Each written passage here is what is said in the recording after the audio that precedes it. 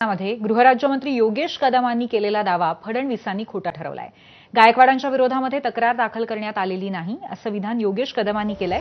तर चौकशीसाठी कुणी तक्रार करावी असं नाही, पोलीस स्वतः चौकशी करू शकतात असं मुख्यमंत्र्यांनी स्पष्ट केलं।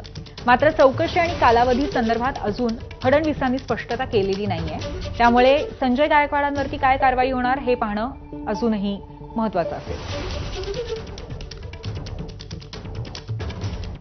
आज आपल्याला सर्वांना कल्पना आहे की आमदार निवास ही जी वास्तू आहे ही विधिमंडळाच्या अखत्यारीमध्ये आहे।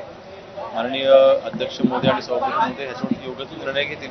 तर पण आपण गृहराज्यमंत्रीपद आपल्याकडे आहे, किमान नेमकं हे कारणच आहे का फक्त की नाही, कसे आहे, जर का तक्रार दाखल झाली तर त्याच्यावरती कारवाई करता येईल। तक्रारच दाखल नसेल तर कारवाईचा प्रश्न उद्भवत नाही किंवा त्याच्याबद्दल आपण कारवाई करू शकत नाही। तक्रार दाखल झाली तर नक्कीच त्याच्यावरती कारवाई होईल। निश्चित पोलिसांनी चौकशी केलीच पाहिजे।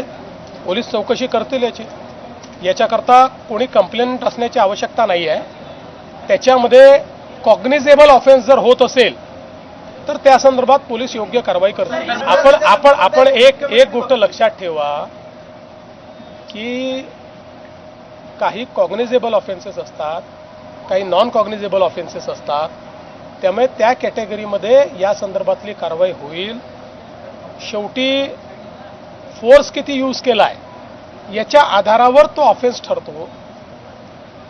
पोलिसांना कारवाई करू द्या, योग्य कारवाई करतील।